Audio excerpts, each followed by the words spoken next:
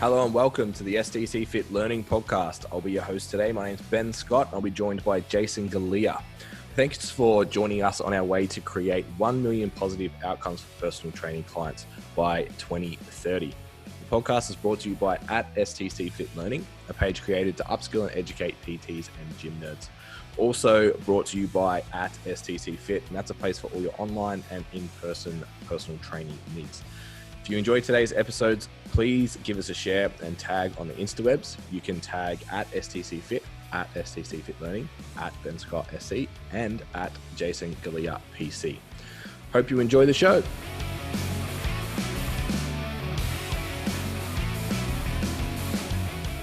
So I know you're super organized, Lizzy, so we have just taken questions from the outline that you said to Jace, basically, and then we'll just fire those at you. But I want to spend most of the episode just talking about the UK anyway. Sure, fine by me. Well, basically it goes like this. It's dark and grey all the time. Okay. Full stop. And how are you feeling about that? I have created a few new accounts, like for the Trainline and various apps, and you always need to think of new passwords, right? And mine have been, if you want to log into any of my stuff, England sucks 1, because you need a letter, and that kind of just shows how I felt about England at first. Yeah, I was interesting. like, I don't know if this is for me. I'm warming up to it. And there's so many novel things to do here. Like last night I had some wines in a cave bar, so you had to duck down like under the through the cave to get to your table, and there's a restaurant or a bar called Bally McBallison, and there's like an adult ball pit and a cocktail bar. Oh, that's sick. And yeah, that's cool. Squirrels will like crawl up you and eat the food out of your hands. I saw that hard. video. Like, that was mad. Yeah, it's cool. Yeah, that looked really cool. So what's your 3 favorite things about the UK so far? 3 favorite things about the UK. One will have to be that I think it's going to make being in a sunny, warm place feel so much better. I'm so mad at you. I'm going to appreciate the sun so much more. The second one is that it's super multicultural, which I think is really cool. Like heaps of Lebanese food and Turkish food and Indian food. And third favorite, it's just like something to do every night of the week. Like tonight we're going to see a musical. Yeah. Friday night I'm seeing comedy. Last night I had wine in a cave. Like there's just a lot to do. Yeah. So on the musical, I know that there's a story behind that was not your choice, your first choice. Frozen. Is the musical concept you, or is that Dean's suggestion? Oh, so I don't really like theatre generally. Yeah. I think it's all a bit lame. It's not my style. But Frozen, I love Frozen. It's probably one of my favorite movies, which is weird because I'm 32 and it's a child's movie. But it's just an incredible movie. And the songs, like I put them on the New Year's playlist. You know, you just mash up like your favorite 20 songs. Frozen was on there. So look, if I'm going to see a musical, I want it to be Frozen. So I'm pretty pumped for tonight. So Dean's obviously taken the opportunity to get you to theatre via Frozen. Nice. He's done it the right way. Yeah, it's cool. Amy did the same thing to me in New York. We went to School of Rock. And I was like, okay, I will go to every musical from now on. This was awesome. That's how I felt after Book of Mormons. Yeah. I've heard that's very good. Yeah. Oh, it is like, if you're easily offended, you shouldn't see it. Okay. Yeah, right. Which I think is why I loved it. It was incredible. All right, so we haven't really done an intro, so welcome back to the STCfit Learning Podcast. Welcome, guys.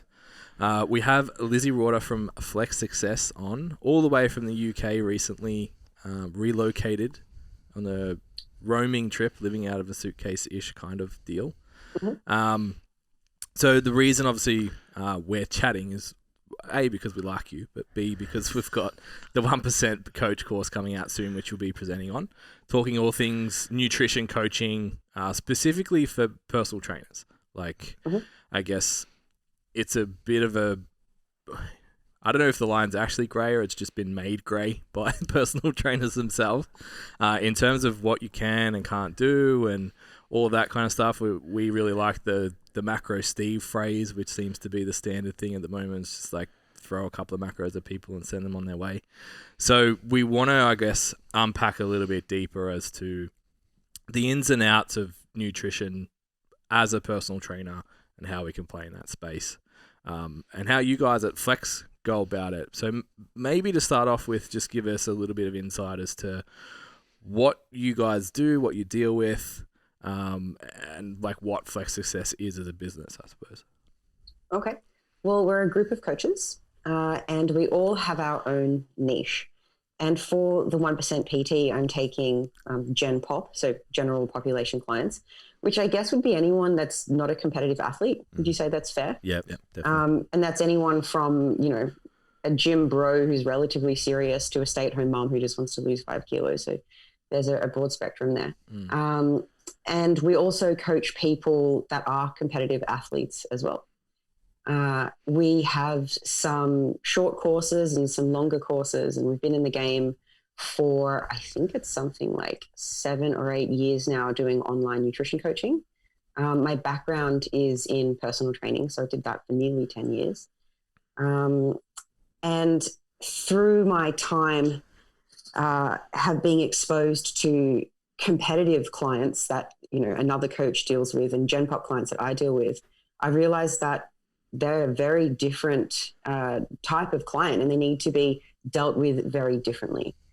And it's really important that, a PT might have very serious goals and thinks that everyone needs to get abs and get on stage, but that's maybe not what their client wants. And so we listen to our clients first, figure out what their needs are, so their goals are, do a needs assessment and go from there. Yeah. It's really interesting, like touching on the spectrum of Gen Pop too, like whether if you don't actually compete in something, you're a Gen Pop, but some of them act more like athletes, even sometimes better more so than the athletes themselves. How do you deal with, I guess, that broad spectrum that like you guys just niche into one kind of realm and that's what you do? So how would we go about identifying the client, like as a Gen Pop? Yeah. There's a few different frameworks that we could use, but I quite like James Hossman's framework. He categorizes clients into 4 different categories. So there's the weekend warrior, the gym rat, the bro-fessional, and the pro-fessional. And depending on, which category our clients fall into, whether they just want to be fit enough to run around after their kids, or they want to do a little fun run on the weekend, or they want to be a professional, they want to look like in tip-top shape all the time, or they want to be quite competitive, would depend on what methods we would choose, how strict the client needs to be, what the boundaries around nutrition and exercise are. And it just gets tighter and tighter the more extreme the goal gets. Yep. So even within Gen Pop, we'd have to figure out how different does this person's physique from this point need to be? And that would tell us how many changes we need to make. Yeah. And how extreme is that? Is it they want to get to single digit body fat levels, or do they just still want to stay within the range of healthy, but just on the leaner side of that? So we would start by figuring out where they sit in that spectrum. Yeah, cool. And go from there. I think we're professionals. Most of the time, we've just made neither of our partners like Indian food, and we obviously being late at night for us, we're like, we'll have dinner. What do you feel like? Indian. Yeah. Because we have the opportunity to eat without them around, so it's like smash that Indian food right before a podcast. So if we do fall asleep halfway through, it's nothing to do with you. It's just the bolus amount of carbohydrates. It's the influx of calories. I got the podcast alone. So coming back to that kind of, most personal trainers exist in the space of working with primarily Gen Pop. Mm-hmm. So what is the scope and role, and what roles does a personal trainer play specifically to nutrition for that person? None, usually, because a personal trainer focuses on exercise. But there's quite a bit of difficulty here because client expectations sometimes are that a personal trainer is also a psychologist and a physiotherapist and a nutritionist, and they tend to lean on their personal trainer for everything. And it's quite important that a personal trainer understands their scope of practice and refers out. But if the personal trainer also has some nutrition qualifications and also wants to dabble in nutrition coaching as well, then they could take on that role. But again, it's limited because a nutrition coach isn't a dietitian. They can't work with disease populations. So yeah, there definitely needs to be some understanding of scope of practice to figure out who can we help and who would be better helped if they're referred to someone else. Yeah, the otherwise healthy people thing, I think, is the term, right? With the nutrition scope. If most of those certifications, like, you can work with an otherwise healthy people. On that, like, with that as well, like, do you consider, and it's hard to define, like, where it becomes, I guess, disordered eating, and that becomes a whole other conversation, but someone who does have poor emotional relationships with food, would you start to think about, like, it's maybe not an otherwise healthy person from that side of the lens as well? I know it gets sketchy, but how do you identify that? Yeah. Right. Okay. So part of the process of identifying your client is assessing their readiness to diet, because we would assume that everybody starts with a personal trainer or a nutrition coach because they want to make change somehow. But are they ready to make change to their physical body? So during the process of assessing readiness, you might identify that this client's about to go away on holiday. Is this really the best time for them to start dieting? Or maybe they are binge eating, or their nutritional literacy is too low, so they don't know enough yet. So we would work on, I guess, filling those gaps before beginning some sort of weight loss journey. And as far as eating disorders are concerned, there can be some mild ones that may pass with a little bit of education. And then there are some ones that are chronic and extreme that probably need intervention from a food psychologist. And you could work with the food psych, in conjunction with, and perhaps begin a diet once those issues are resolved.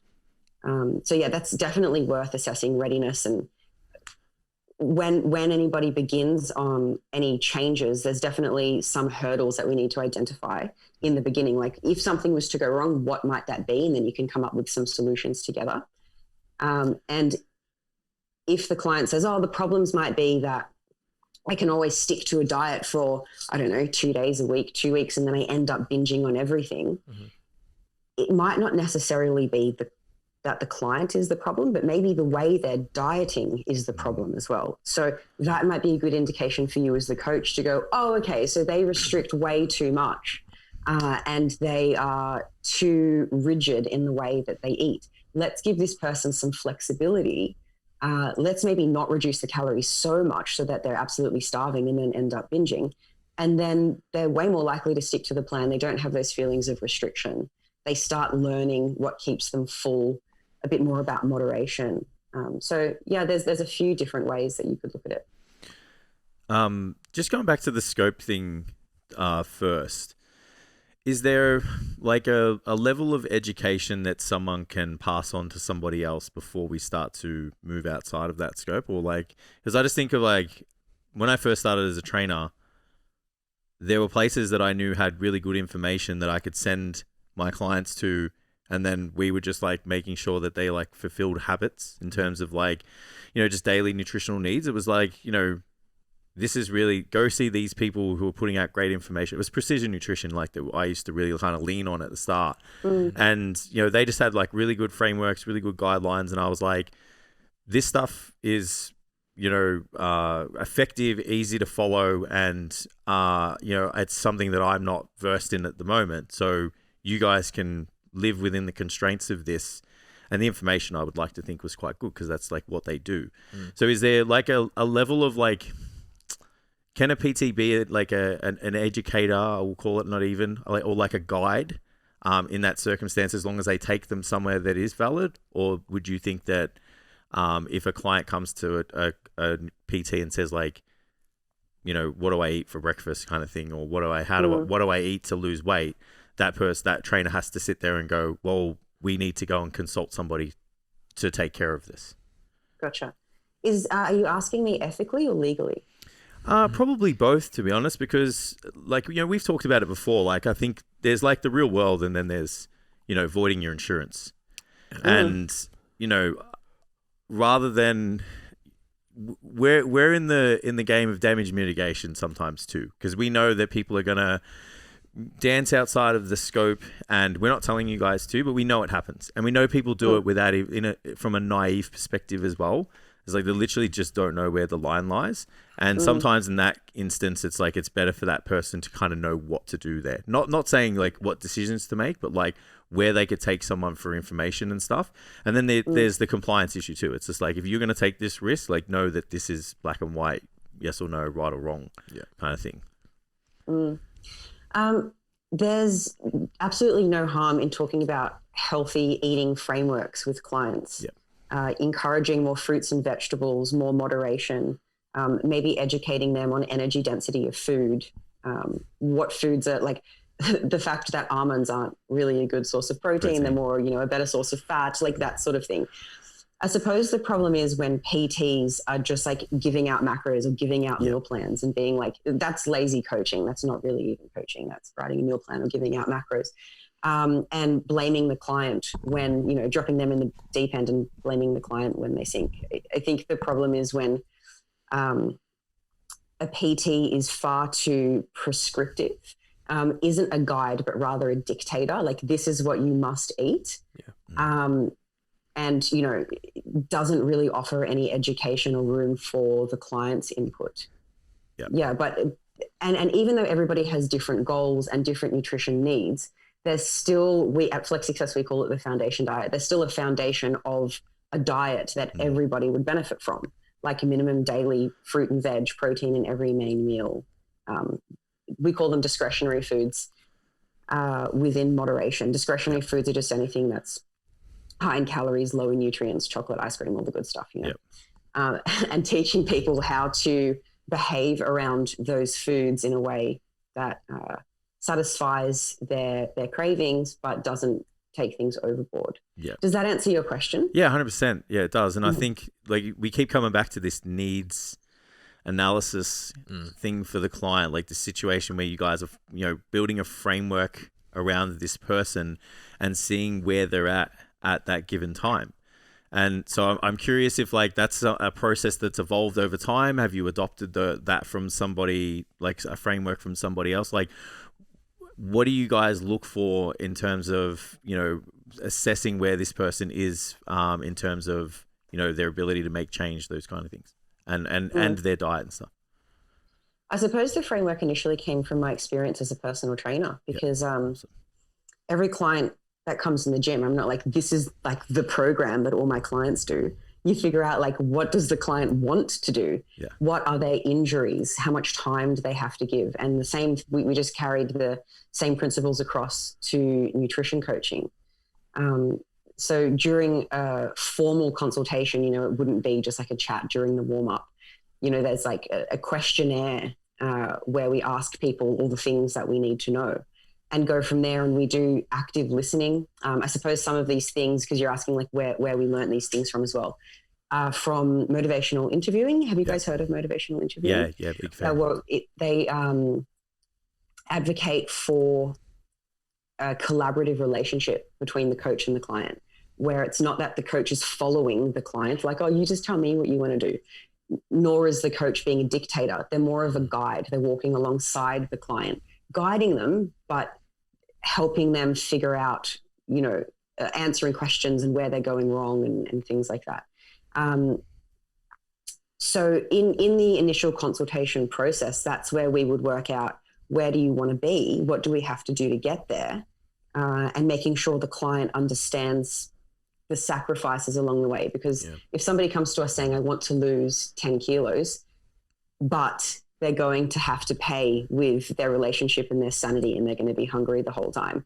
That's not okay. We need to abide by the do no harm principle and informed consent, and get clients to their goals in a way that either does no harm, or if harm is necessary, they understand. Aware of it, and that also helps with willingness.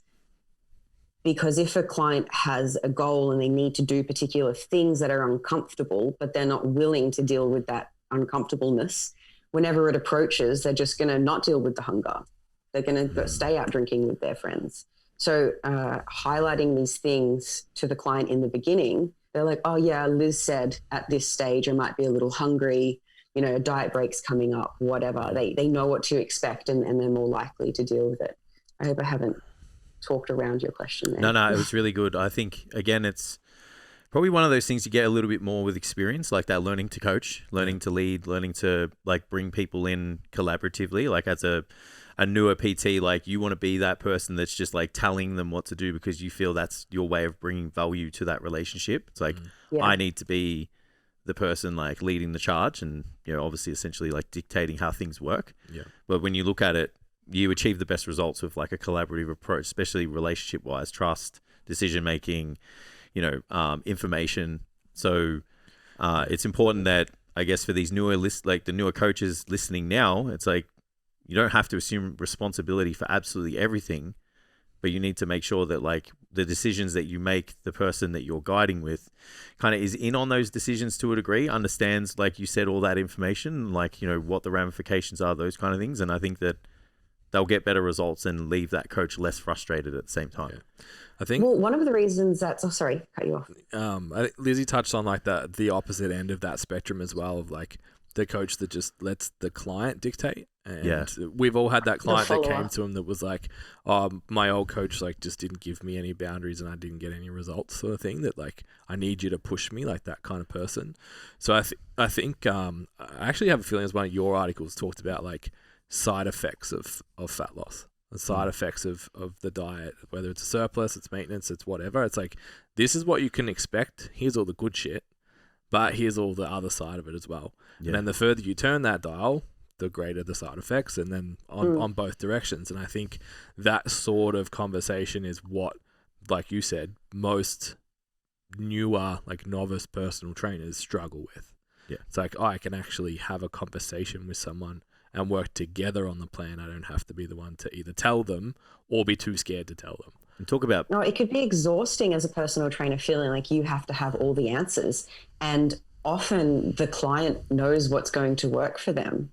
I personally don't like eating until later in the day, just because I'm not very hungry in the morning and I know I have a finite amount of calories that I can eat in the day before weight gain occurs. But someone else might wake up and they're absolutely starving and they're just too busy at nighttime to eat. So if we that's just a silly pedestrian example, but if we just ask our clients, what do you think will work for you? Actually, the evidence is pretty clear that when people come up with ideas themselves, they're more likely to actually follow through with it. Yeah. And we know how important compliance is to, actually achieving results. I guess it's like if you go to a psychologist and they're like, Ben, these are all the ways you're fucked up. These are the things you need to do. Whereas if it came out of you, you're like, I think it would be helpful if you're not going to resist those suggestions as much. You're not going to give counter arguments. Yeah, 100%. Yeah, and even, I have that conversation with my clients every time something changes. Like just without, like you said, it's just accrued over time. But I think if you're a new coach, putting conscious effort into making sure you're doing that frequently, it's like, hey, I usually just mark like end of a cut review. And it's like a big review mark. And then it's like, how are you feeling? Do you want to push? If like fat loss is stalled, we either need to do this or this. What do you want to do? Like making those decisions, letting them make those decisions. Cause it's like, there's no point me being like, all right, we're going to turn the dial up when they're already like hating life and vice versa. So you don't want to take it away from them if they're in a good zone and time to go really hard. So totally. Yeah. Sometimes though, there can be a bit of a conflict between what the client needs and what the client wants. So definitely, I think coaching is a science and an art. But when a client needs to stop eating all their daily calories in chocolate in one go, but they want to do that, it can be tricky. And we need to maybe meet them in the middle and understand that, was it Lyle McDonald that said an an optimal plan not followed is a shit plan. Yeah. Like there's no point giving the client like the best plan if they just like, that's not what they want. It might be what they need, but it's not what they want. So maybe we can create a plan that gives them, you know, some of the lowest hanging fruits, but still a little more chocolate than what you think is optimal. Yeah. Finding optimal for you or the person is definitely the first place we should look. And that's a moving target as well. Yeah. You know, because people's circumstances change, and you have a conversation with a client, they're like, yep, I'm prepped to do this program and stick to this diet and whatever. And then something happens and it's like, you don't have that relationship where you can kind of be open and talk about that stuff. It's like the goalposts have moved and all of a sudden this plan's terrible. Yeah. In the 1% PT program, I'm teaching about being method fluid, and it's for this reason. So we know that there's the overarching principle of weight management is energy balance, right? We need to control for calories in versus calories out. But there's a few different methods that we can take to do that. There's some that we probably wouldn't recommend, like the carnivore diet or clean eating, something like that, for reasons that I'll also bring up in the program.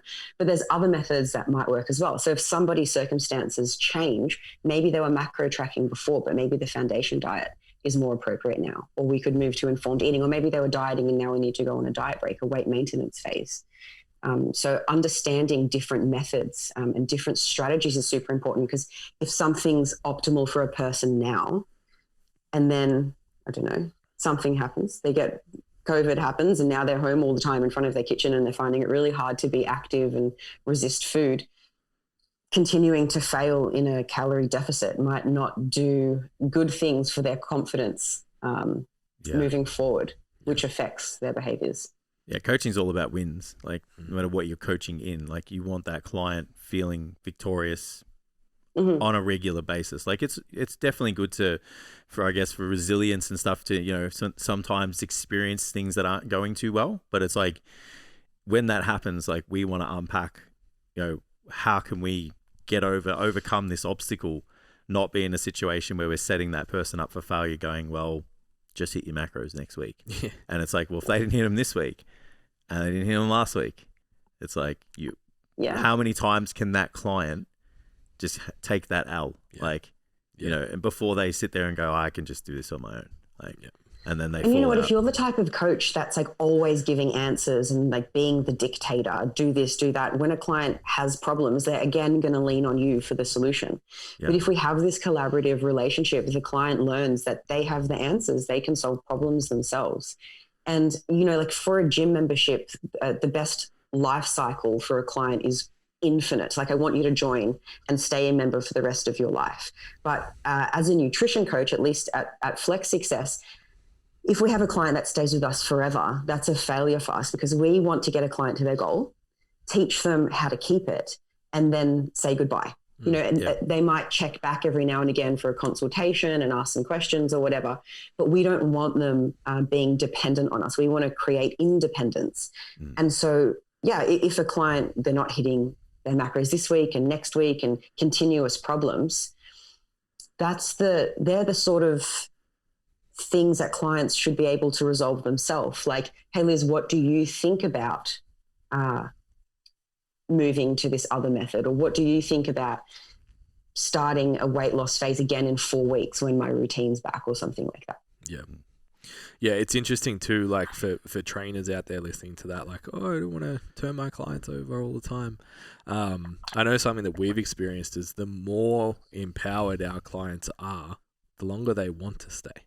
Yeah, as well. Like I know you guys are sort of like free into the world, but it's interesting from a nutrition standpoint too, how much that becomes so easy with clients over the long term. Once they have learnt to make their own decisions and you're able to just ask them questions and stuff like that as the coach, it's really, really easy to manage.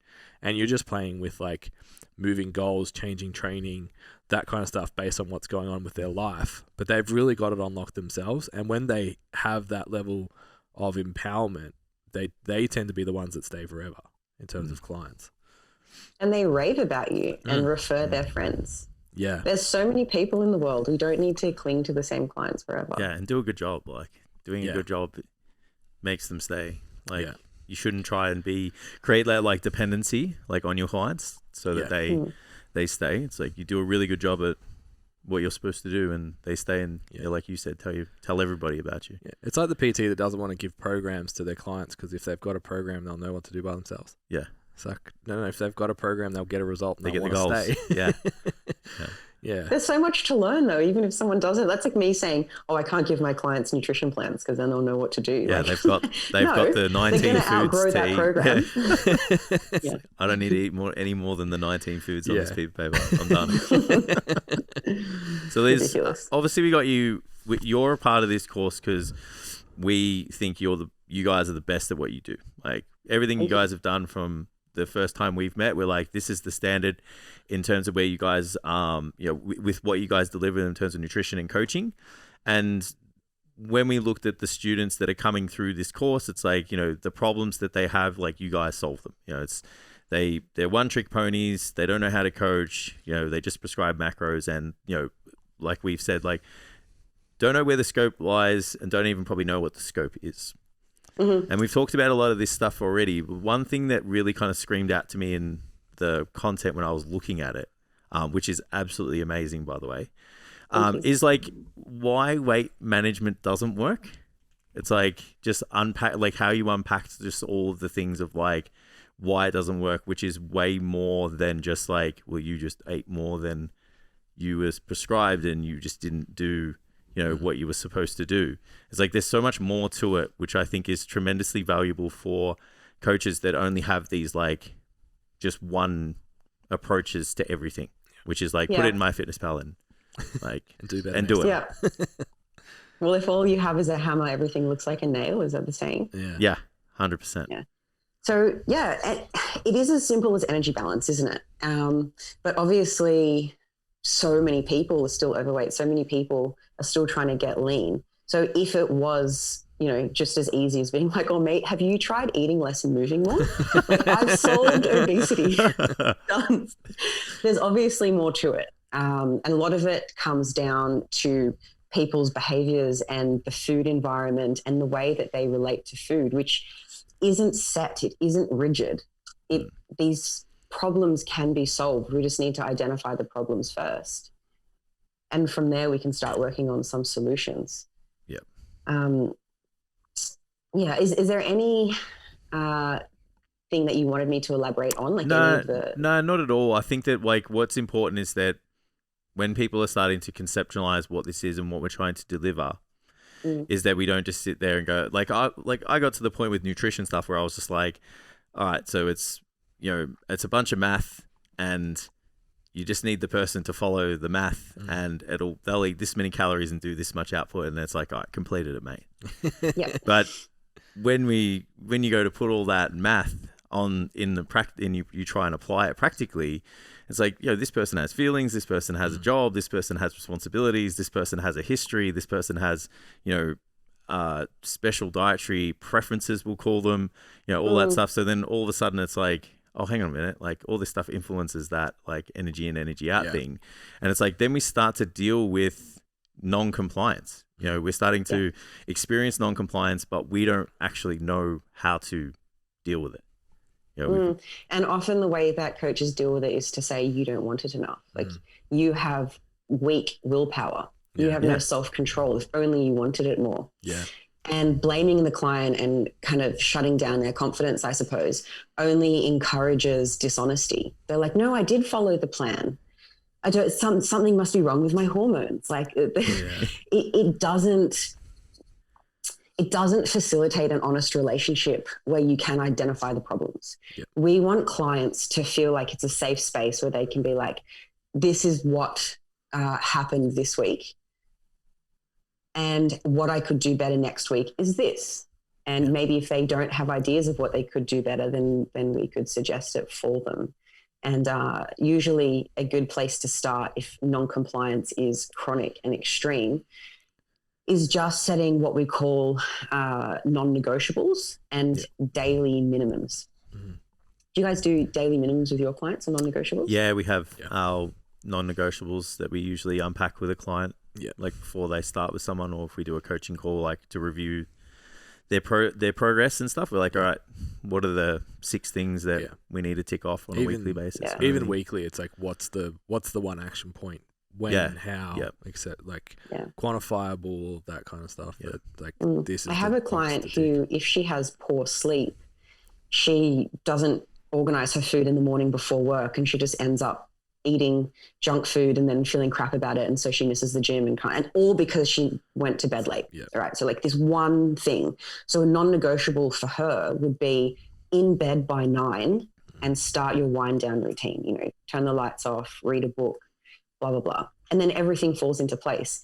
But for other people, it's like, well, if I'm choosing foods that are too calorie dense, therefore I can only eat small portions, I'm just so hungry and I end up eating like 3 of those portions. So a non-negotiable for them would be to have like 2 fistfuls, if we're using Precision Nutrition's hand guide, 2 fistfuls of vegetables with each main meal. And so non-compliance can be solved in many different ways depending on what the non-compliance issue is. But I really like non-negotiables that, because there's quite a few things that we're asking clients to do, and it can sometimes be overwhelming. So when we minimize it and just get them to put a spotlight on figuring out what their most important thing is, once that becomes a habit, and it's like, well, what's the next thing now? And then what's the next thing? Which I think sometimes can be not as seductive as taking an extreme approach. Yeah. Because simple things sometimes are undervalued. It's like, really just vegetables or just getting to bed on time? Like, it seems too simple to be effective, but it really is effective. And extreme diets also promise really quick results, which is awesome in the short term, but they have a abysmal success rate of weight maintenance. Weight regain is very high, and people end up usually not gaining the weight back, but gaining the weight back plus some. So helping clients kind of see the importance of making these small changes over time, working on progress, not perfection, is really valuable. Yeah, I think if you were, like, we talk about ethics as a coach, like regardless of like scope, let's remove that at the moment. You want to make sure that person doesn't gain the weight back. It's no different to, oh, we're going to get you to this level of strength once. Yeah. Like but after that, like, I don't care if you lose it. Yeah. Like, it's like, you've got to think about, well, how can I keep this person in the gym training? So they need to move well. This plan needs to kind of go in ebbs and flows. There needs to be deloads. There needs to be, like strategic longevity. Planning around programming. Periodized. Yeah, well, that's it. And it's like, it's the same with people's, weight loss goals and their nutrition and stuff. It's like, you can't just get them do this 8 weeks or 12 weeks that you're on contract for and not really care about that person for a moment after that. It's like, that's where all these approaches happen. Yeah. The market's set up to incentivize extreme results and coaches kind of dumping clients at the end. And what I mean by that is this: if you go to a coach's Instagram page and you can scroll for years with these really impressive before and afters, a client who isn't really sure what to look for will go, that's the coach for me. I want a transformation like that. Incredible. But they don't know that what the coach did is use extreme methods with the clients to get these extremely impressive results in 8 weeks, 12 weeks, 20 weeks, whatever it is. And after it was over, the client can't maintain that level of restriction anymore. So they end up going back to their old behaviors and therefore going back to their old body. And the client doesn't actually want that. What they want is they want good results and they want to be able to keep it. But there doesn't seem to be a lot of long-term thinking. Yeah. Yeah. It's unfortunate that it's profitable to do the wrong thing. Yeah. Yeah. I mean, yeah, I know what you mean. It's like that. It's that initial attraction, that dramatic change from A to B, and it's like, that's what's going to get that person to initially like make contact with that coach. And if that coach is getting contact with that kind of before and after, then it's like, oh, cool. So if I keep doing this, I'm just going to get more and more and more kind of popular doing that. Yeah. I think what's interesting though is like, as that coach, you deal with that client all the time. You deal with the client that's like, nah, I want to slash my carbs. Nah, I want to do keto, I want to do carnivore, and you'll hear trainers all the time like pulling their hair out, putting posts up that are like a little bit having a dig at the clients that they deal with of like, oh, how stupid is it to say to not eat carbs after 6? It's like, well, like you're marketing to that person. You're marketing to the person that's like wants that rapid transformation and will drink shakes and will do whatever it takes to do it because they just want that instant gratification outcome. When you start just like consistently showing all of your clients are in good shape, all of them for us like move well and do all that kind of stuff, all of a sudden you start to attract a different type of person. They're like, I've seen you training this person for 4 years. Yeah. And she's looked great the entire time and she gets stronger all the time. And it's like, what's going on here? Like, I want to be part of that because I've done the crash dieting and I'm sick of it. Like most people have been through that now. And I think if from a business standpoint, there's actually a better way to go about it. Like we use before and afters really sparingly now. Yeah. And we use our photo shoot kind of continuous progress pictures way more. Yeah, I think it comes down to having the courage to just take that long-term approach and not give that client what they need. What they want. Yeah. It's like, what they need. Fuck you them. Yeah. How dare you want that long-term approach to sustained results? Do as you're told. But it's like take the courage. Like, I don't know how many times, like, you know, we work a lot with females now. Yeah. And we kind of shifted, like we're training all the bros who want to get jacked. And then we started training a lot of females. And it was like that typical client who just had enough. And it was like, I've done every crash diet under the planet. And then they're coming to you expecting a secret. And it was like, well, there's no secret. It's just you've got to be prepared to do this for the long haul. So everything that we do is like, you need to make sure that you can follow this for a prolonged period of time. So it's going to be, you know, not putting your foot down on the pedal. It's going to be nothing extreme. It's going to be understanding why. It's going to be having good days, having bad days, obstacles, overcoming things. You know, it's like, this is really all those people that they look at that are like, how do they sustain success for so long? It's like, it's not a secret. Yeah. It's like the habits that they have, it's the support network that they can lean on, it's the conversations they're able to have with good quality people that, you know, enable them to make the best decisions and get these outcomes for a sustained period of time. Yeah. Yeah. 2 points on that, I suppose, would be that if the client comes to you saying, you know, no carbs after 6 or whatever, sometimes there's things clients want to do that aren't necessarily harmful. So why not? Yeah. Like, so long as you express to them, look, that's totally not necessary. But if you want to eat all your carbs before 6, like, be my guest. Yeah. Go for it. And then over time, you know, as they build trust in you, and they start to see success, then maybe you can start to change those things. Yeah, that was. That was a question I had. Is just like, that's a great example, but just fad diets overall, like. We're talking about creating, and I'll throw this in there as well, like dealing with non-compliance. Like my biggest pet peeve is personal trainers that complain about non-compliance on the internet. It's like, stop calling your clients out for you being a shit coach. Like, that's literally how I interpret it. It's like, for me, consistent non-compliance suggests that the method is broken, not the client. Yeah. So with that in mind, these crash/fad diets, particularly more the fad thing, so whether it's carnivore or vegetarian or whatever it is, obviously there's other moral sort of aspects in there as well. How lenient are you inside that space to be like, yep, you can do this, but here's the trade-offs, that kind of stuff? Is that the discussion you're having?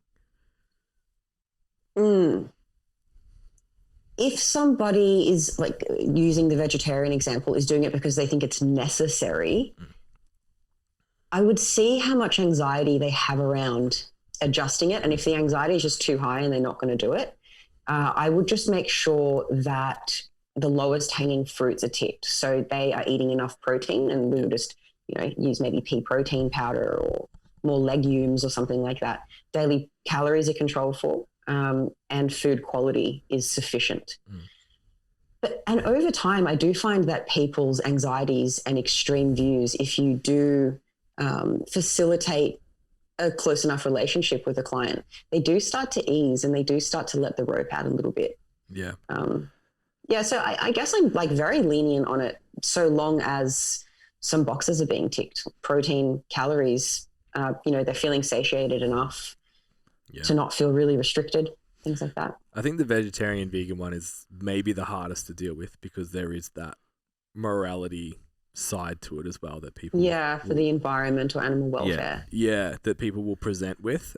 The other ones are a little bit easier maybe to deal with, like the no carbs after 6 or like keto or whatever. It's like there's not necessarily, maybe it's an identity team thing, but it's not a morality, because I don't think it's a coach's place to say like, hey, you should eat meat. Going vegetarian, like going vegetarian, stupid, blah blah. It's like, hey, you have your own views, you do your thing, that's right. And like you said, working with them to mitigate any side effects that could be part of that.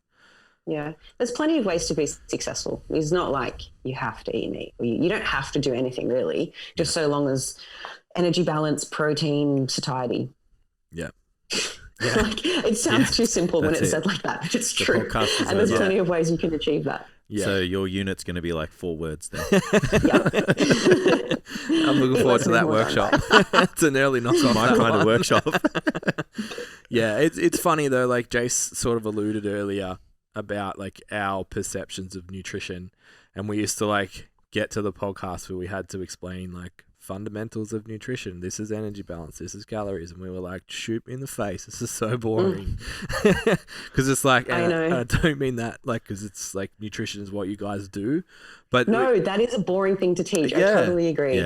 So it was like, but when we got to like, all right, let's talk about communication models, let's talk about motivational interviewing, reach models, setting up check-ins and like questions and all that kind of stuff. It's like, okay, this tying into nutrition is fun. Yeah. Telling you that there's 9 calories per gram of fat isn't fun. Yeah.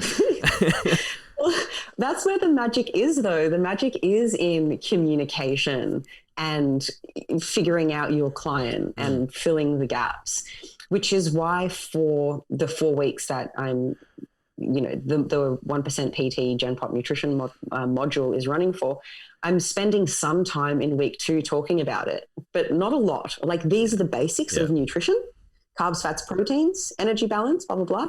But now let's talk about why people can't actually stick to it and what some solutions might be. Yeah. So which is the best part of it? What message would you send to a trainer who, because we did it, we were young and we were like, let's go find the nutrition secrets. Let's ask Charles and whoever else. Put Susie on the cycle diet. Remember we did the cycle calorie diet, the calorie cycling diet. Yeah, all of our clients just ate like bros. But it's treated all our clients like Ben Pekulski. Credit to them, because most of them stuck to it. They got good results. But the people that are pursuing, and it comes from a good place, wanting to know more, and I think they want to know more to be able to help their clients better. Of course. What would you say to them is the value of worrying maybe less about the nuances and more about of like the science of nutrition, let's say, versus the ability to coach? Well, I think it doesn't matter what you know unless your clients know that you care. Because if you wanted, we know energy balance, right? Like, they need to eat less, move more, maybe both. Once you know enough about nutrition, figuring out how to help your clients abide by that is what actually is going to get results. Knowing more and more and more about nutrition, but not enough about, getting your clients to commit to daily minimums and making them feel heard and helping them come up with solutions.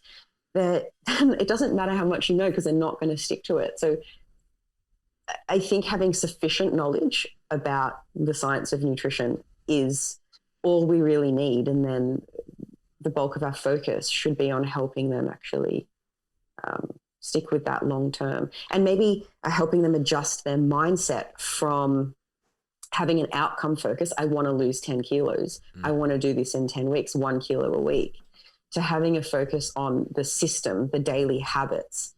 Because at Flex, we don't consider a successful or failed week by did you lose weight that week, but did you do the things that you needed to do?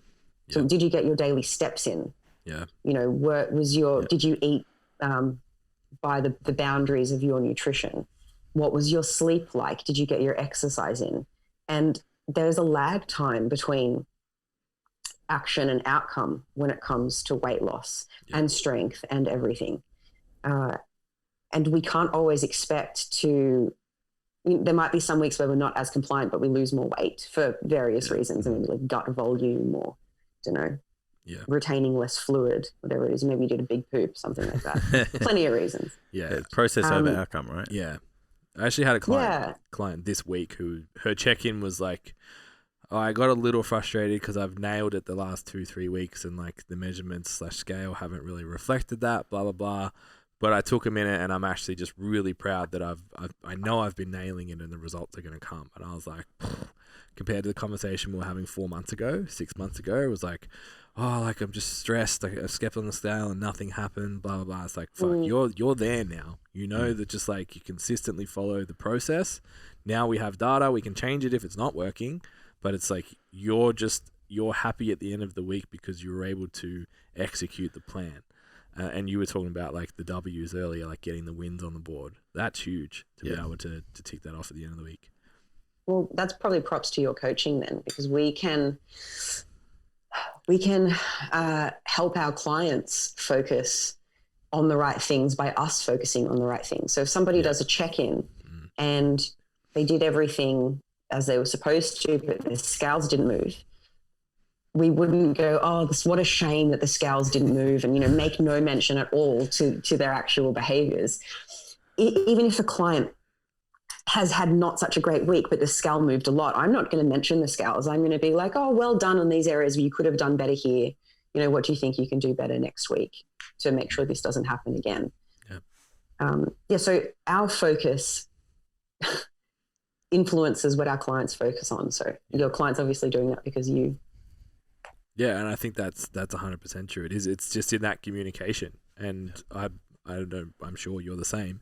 A result comes in from a client, it's the same thing. I've actually said to a client one day, like, they were super celebratory about like the scale weight, and I was like, look, I don't want to over celebrate it because we've already had the discussion that we're not interested in the scale as an outcome. Like, we're interested in particularly girth measurements, but primarily performance. So it's like, that's great, but let's focus on this stuff, which was also really fucking good. Yeah. So let's talk about that way more than we talk about the scales. I think when people understand all the different factors that influence the scales, they'd feel a bit mad for celebrating such big scale changes. Yeah. Like, yay, big poop. Really? Yay, I'm thirsty. Yeah. Yeah, it's definitely like that. And I think it's a symptom of the entire... We work in a space with coaches who are pursuing growth. They're pursuing getting better. Like, they're not going to come to an education platform like us if they're not interested in being better at stuff. And the biggest thing I think that worked for our Standout PT program was like being able to talk to people and go, we had a scorecard that people would fill out. And it went across all 5 of our pillars. One of those was be great. So how good you are technically. Everyone would score 70, 75, 80, 85, 90% in their technical proficiency, how well they rated themselves. And then mindset was usually about 50. And then business model, service, sales, like 5, 0, 10. Wow. And it's like, okay, so you've gone and spent all this time and invested it in being really good at your job, but you got no clients to do it with. So that's it's not really working. And I think it's the same thing with nutrition. It's like you can go down these rabbit holes of going way deeper than you'd probably ever need to go with a Gen Pop client in particular, and never actually focusing on, can you actually get them to do it? And that was part of what are some strategies you can use with them to help them actually? Yeah. We walked out of I won't say who it was, walked out of a podcast one day, and both of us were like, whoa, fuck, I want to get on that level. That was crazy. We just learned so much shit. Yeah. And then like got to work on Monday, and I looked at Jason, I was like, can you actually apply anything that person said with your clients? And it was like, nah. I was like, so that was just a waste of an hour? Yeah. Pretty much. Like, it was cool and we got to go, awesome. Yeah. But it was like, can we use any of it? Nah. All right. Cool. So it was just hobby fun for us to learn Yeah. some cool shit, Yeah. which is fine. This Like is why do that. the but phrase "knowledge is power" is such bullshit, because it doesn't matter what you know; it matters what you do. yeah. Intentions don't matter; actions matter. Yeah. So yeah, I hope that everything that I teach is really practical and people can apply it with their clients straight away. Yeah. Well, that's another. Including just having options. Oh, sorry, Jace. No. You're good. You're good. I was going to say that's another standout. Again, looking at the content, was like that ability to apply it. It's like every single thing that you've gone through. It's like you can take that, work with one of your clients, apply it, understand like where you've come from, and that person has the ability to implement it. I've tried to give lots of like if then but instructions. So like, should we take like a fast weight loss approach with someone, or should it be slow and steady? And it's not that one is better than the other. Like the foundation diet isn't better than macro tracking. It's like, if this happens, then apply this, and then this is when we would, change methods or change approaches. This is when we would go on a diet break. And I'm hoping that it's clear enough that when a client presents with a problem, it was like, oh yeah, if this, then that. Yeah. So yeah, tremendously valuable. Yeah. So we're coming up on the hour, and I can see a heading here that's like keys for client success. So I would like to reframe that as what are the keys to coaching a client to be successful? Like if you had to sum up what a few of them are. I would say that we need to understand our role as a coach, which, as we've spoken about, is a guide, but also that's different to being, a consultant or a personal trainer. A nutrition coach has a different role. Understanding your client, what their particular needs and problems are, helping your client build problem-solving skills, and having an open relationship where they feel comfortable sharing their problems with you. And understanding what the end goal is, I suppose, because I know a lot of coaches who are always doing cuts with their clients. Like, bro, how is your client not dead yet? If you're being successful in all of these cuts, like your client's going to be a skeleton by now. So understanding what the end goal is so that you can track your progress along the way, but you also know when you're there. And now we can move to a different phase. We can move to a maintenance phase. And not only do you feel successful as the coach, but your client feels successful because they know they've ticked the boxes, and now they can focus on other things in their life. They don't have to put so much into continuously dieting. Like, go focus on your family, go do that course, go learn the guitar. Yeah. So I suppose, they're the key things. Understand your role, understand your client's needs, understand what success looks like, and change the method when you need to, and move to maintenance when you've been successful. Don't diet your clients forever and ever. I was writing our fundamentals of strength unit this afternoon, and one section of that is our training paradigm, and it's the training paradigm is that everything starts with the foundation of strength. So it's like you have to be able to move well and have a base of strength to be able to do any other outcome that you want to do. And realistically, if we're doing all this nutrition stuff, pursuing that baseline ability of strength is probably going to result in body composition and fat loss change anyway. So even if that's the primary goal from the client's outcome, we're still kind of targeting this baseline strength. Once we have that, we have all these options. We can go into physique, athletic development, pursue like higher levels of strength, all of these kind of variable things that we could do. And I think it's the same thing for nutrition. It's like once we have a habit formation phase, most people come to us typically with the goal of losing body fat. But long term, the goal is to either be stronger or improve their physique. So it's like, okay, let's build the foundation, which is like the habit phase. Most of them we know are going to go into some kind of dieting phase for a period of time. Then that's like the baseline of the paradigm. What do we go towards? Is it maintenance, like you said? Is it performance? Is it because like I typically, instead of maintenance, it's like, what's the other goal? Okay. Do with your training specifically. That's where my lens changes. Like, let's talk less about nutrition now and more about like get you going on your maintenance phase. But this is a time now where you're not slightly depleted and you can really push your performance. Do you want to push into a surplus to build some muscle? Do you want to do this? Do you want to this? And just re-engage that focus, the angle, aim at a new goal, which I think is super valuable. Yeah, for sure. Because the opportunity cost in continuing to diet forever is just way too high. But no, on that note, even if somebody does want to, move away from Gen Pop coaching and into something more specific, the stuff that you'll learn through dealing with Gen Pop people will still apply, because everyone's human. Like so everybody, regardless of if they are a competitive athlete or not, still has emotions, that they deal with through food, for example.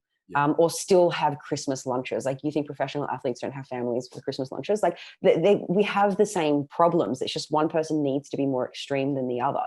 But the problems and solutions can still be really similar. Yeah, and I think that the trainers who seek working with athletes specifically experience this unfounded truth that actually not all athletes care about their nutrition, or they're willing to put in. Like, I've got quote unquote Gen Pop clients who are more disciplined, more attentive, etc. with their nutrition than our others. Have you got more questions?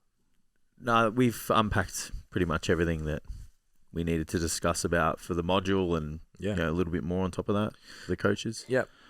Can I throw something in there before we start? Of course you can. Yeah, definitely. Today we superficially touched on a whole bunch of stuff, and I'm hoping that whoever's listening, maybe you find it interesting, but maybe you might feel overwhelmed. Like, I couldn't possibly learn all of these things.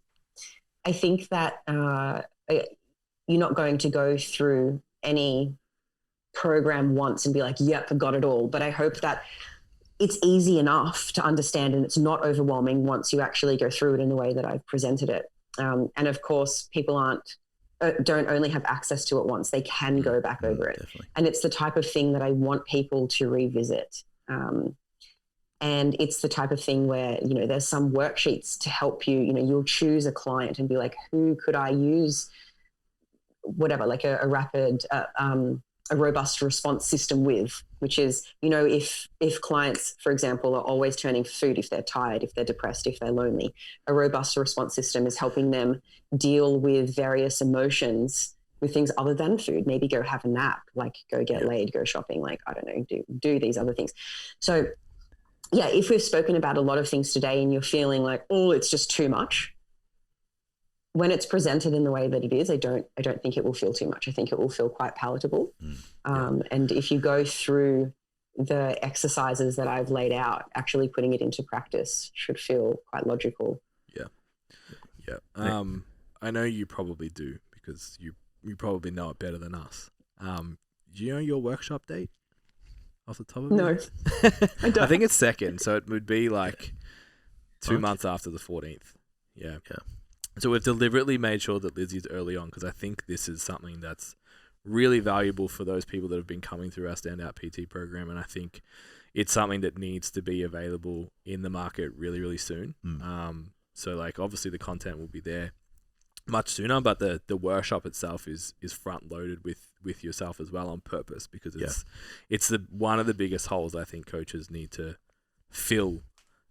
Whether they're qualified or not, they need just to know what the hell's going on and be able to have these better conversations, and hopefully inspire lots of them to go and get a qualification. Well, that's so the goal, right? It's actually inside their scope. Or decide if they want to do nutrition coaching at all, because it's true. It's not an add-on to PT. It's like a full second role. Yeah, it's totally true. So yeah, if you are interested in the 1% program, which is obviously part of the overall Coaches Collective, which is all of our programs put together, just go to STCfitLearning.com. How do we find yourself, Lizzy? Where do we go for Flex and for you, and to find out all those bits of information? Instagram is the best place. So flex_success.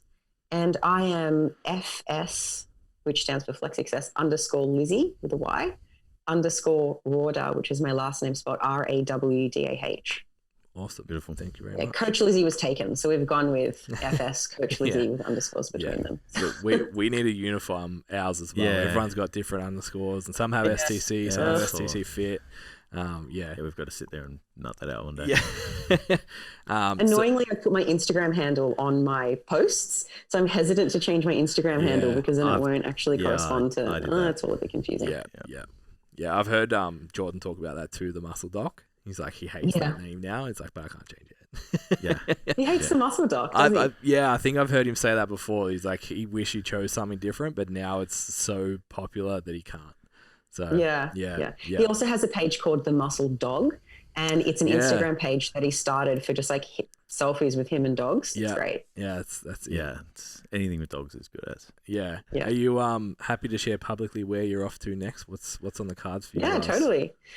So we're in England for 4 months until Dean finishes his comp. Mm-hmm. And then we're going to go to Portugal until September.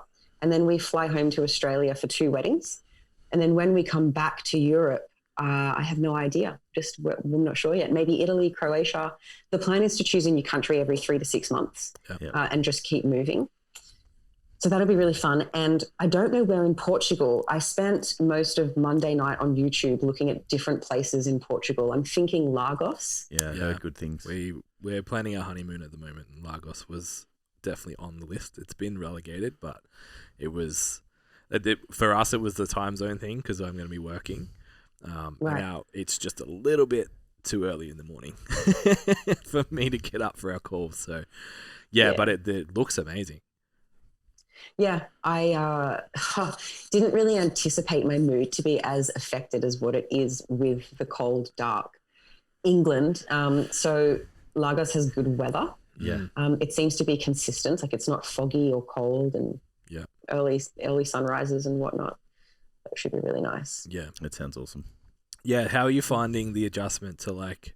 Well, how much stuff do you have? Is it literally like live in a suitcase? 1 suitcase. Like, yeah. How's that? So I have brought all these nice boots and like some nice jumpers and tops and jewelry. I haven't really worn any of it. I've just been a massive dag in thermal socks and like 2 pairs of trackies. So it's been fine because I've worn like 10% of my suitcase, but I think that's because of the weather. I think maybe when it gets warmer, I'll like whip some jewelry out and put a nice top on or whatever. So far it's been fine. I have been annoyed at just wearing one jumper the whole time because it takes up a lot of room in my suitcase. So I couldn't bring multiple big bulky jumpers, but whatever, first world problems. It's fine. I am so tempted to buy nice things from the shops, but I know that my suitcase is stuffed to the brim. And then I'm like, Dean, can you fit some stuff in your suitcase? So I've kind of got, a third of his suitcase and mine. So it'll be irresponsible if I shop, but it's tempting. Yeah, I think my biggest problem would be the shoes. You'd have to be very selective. Yeah, and like just only having like 2 pairs of shoes would hurt my feelings. It hurts my feelings. It really does. It's like once you put a pair of Jordans, a pair of Timberlands, obviously your thongs don't take up much room. Yeah, it's so but it's like space. That's half your suitcase gone. Yeah. And I want a pair of white runners and black runners for the gym because like you've got multiple outfits, right? Of course. And then you want like casual boots if you're doing like big walks, but then you want fancy boots if it's cold but you're going somewhere nice. Yeah. And I'm not only going to be in cold places, so then I want like sandals and summery boots and like shoes are a huge problem for sure. Yeah. One of my clients, shout out to Angelique, we were talking about this problem that I'm having, huge problem by the way. And she said that when she travels, she spreadsheets all of the items that she wants to bring and then makes outfits out of them and only takes the ones that they're more versatile. So these shoes can go with at least 5 outfits, but these shoes only go with 2. And so, I quite like the scientific approach to figuring out. That is big commitment, hey. Yeah, that's insane. That's big commitment. Yeah. Just the steps involved in that. Yeah. I'm just like... It takes the emotion out of it, which is good. The older I get, I think the more attached to routine and comfort I have. Like we got really excited because obviously the world's sort of opening up again, and we're like, so my fiance works online full time, and we're like, oh, we could just buy a one-way ticket for a honeymoon and just like come back when we feel like it. And Amy's like, you have a dog though. Well, yeah, that was the first part, was when would we be back for Indy.